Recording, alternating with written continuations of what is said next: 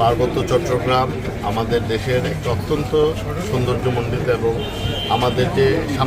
সম্প্রীতি বাংলাদেশ এটার একটা অনন্য উদাহরণ হচ্ছে এই অঞ্চল। এখানে বাংলাদেশের অন্যান্য জায়গার মতো এখানেও সমস্যা আছে, যেটা সমাধানের জন্য আমাদের মাননীয় প্রধানমন্ত্রী জনাব তারেক রহমান এমপি মহোদয় সর্বদা সচেষ্ট আছেন ওনার পিতার মতো। আজকে আমরা যেখানে দাঁড়িয়ে আছি এই বহু কমপ্লেক্স, এটা আমাদের দলের প্রতিষ্ঠাতা বাংলাদেশের প্রথম রাষ্ট্রপতি মহান স্বাধীনতার ঘোষক শহীদ রাষ্ট্রপতি জিয়া রহমানের বীরুত্তমের হাতেই অনুমোদিত একটি প্রজেক্ট। ইনশাআল্লাহ এখন যতটুকু আছে আমরা অতি শীঘ্রই দ্রুততম সময়ের মধ্যে আমাদের মাননীয় প্রধানমন্ত্রী জনাব তারেক রহমান এমপি মহোদয়ের নির্দেশে এটাকে আমরা একটি পূর্ণাঙ্গ কমপ্লেক্স রূপে রূপ দেওয়ার চেষ্টা করছি। একই সাথে এই যে আমি এই কথাটার রেফারেন্স আনার কারণ হচ্ছে এটা এই পার্বত্য চট্টগ্রামে যিনি প্রথম ভাবা শুরু করেছিলেন এই এলাকার উন্নয়ন এবং সমৃদ্ধির জন্য এবং সম্প্রীতির একটি অঞ্চল গড়ে তোলার জন্য, তিনি হচ্ছেন আমাদের শহীদ রাষ্ট্রপতি জিয়া রহমান বীরুত্তম। এবং ওনার পথ ধরেই আমাদের বর্তমান প্রধানমন্ত্রী নির্বাচিত প্রধানমন্ত্রী জনাব তারেক রহমান এমপি মহোদয় যে রংধনু জাতি গঠনের প্রত্যয় ব্যক্ত করেছেন এই আমাদের বিজু, বৈশু, বিশু, চাংলাং এবং চাংপ্রাণ এবং বাংলা নববর্ষের যেই সম্মিলিত উৎসব এবার উদযাপিত হয়েছে ঢাকা সহ এই পুরো পার্বত্য অঞ্চলে, এটাই প্রমাণ করে যে আমরা বাংলাদেশি জাতীয়তাবাদ থেকে নিয়ে রংধনু জাতি গঠনের যে যাত্রা সেটিতে আমরা অবিচল আছি এবং আমরা এই এলাকার সামগ্রিক উন্নয়নের জন্য এবং বৈষম্যহীন উন্নয়নের জন্য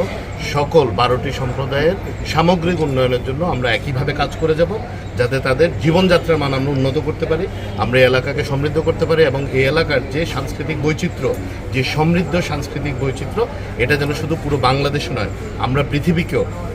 মাঝে উপস্থাপন করতে পারি সুন্দরভাবে যে বাংলাদেশের এই রংধনু জাতির মধ্যে যে রঙের যে বাহার আছে এটি কতটুকু সমৃদ্ধ, এটাই আমরা পৃথিবীকে দেখাতে চাই। আমি শুরুতেই বলেছি যে আমরা আগে সর্বপ্রথম হচ্ছে আমাদের এই এলাকার যতজন বসবাসকারী আছেন, নাগরিক আছেন, সকলের জীবনযাত্রার মান উন্নয়ন, এই জীবনযাত্রার মান উন্নয়নের মধ্যে অবকাঠামোগত উন্নয়ন, শিক্ষা, তারপরে স্বাস্থ্যসেবা সহ অর্থনৈতিক মুক্তি সামগ্রিকভাবে এখানে সংযুক্ত আছে। প্রতিটি জিনিস আমরা ক্ষমতা আসছে এখন 46তম দিন,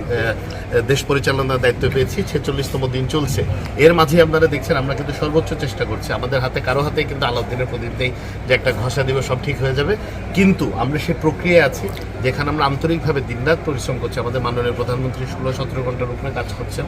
এই বাংলাদেশকে আরও সমৃদ্ধ করার জন্য এবং সৌহার্দ্যপূর্ণ এবং শান্তিপূর্ণ এবং যাতে মানুষের জীবনযাত্রার মান উন্নয়ন করা যায়। আমরা বিল্ডিং, দালান, রোড করে ফেললাম কিন্তু মানুষের জীবনযাত্রার মান উন্নত হলো না, তাহলে এই চেষ্টাগুলো বৃথা হবে। তো আমাদের চেষ্টা হচ্ছে এই অঞ্চলে আপনি যে সমস্যাগুলোর কথা বললেন এগুলো সহ এই এলাকার এই 12টি সম্প্রদায়ের মানুষের জীবনযাত্রার মান যেন আমরা উন্নত করতে পারি, তাদেরকে যেন অর্থনৈতিক মুক্তি সহ শিক্ষার আলোয় আলোকিত করতে পারি, তাদের স্বাস্থ্যসেবা নিশ্চিত করতে পারি, সুপে পানির ব্যবস্থা করতে পারি, যেই পদ্ধতিতে ওনারা জুম চাষ করছে এখানে যেন আরও অ্যাডভান্স টেকনোলজি আমরা ওনাদেরকে দিতে পারি, ওনাদের এখানে যে ফসলগুলো হচ্ছে এগুলো যেন আমরা ট্রান্সপোর্টেশনের ব্যবস্থাটা ঠিক করতে পারি, অধিকতর কর্মসংস্থানের ব্যবস্থা করতে পারি। আমরা সামগ্রিকভাবে একটা হোলসাম অ্যাপ্রোচে কাজ করার চেষ্টা করছি এখানে।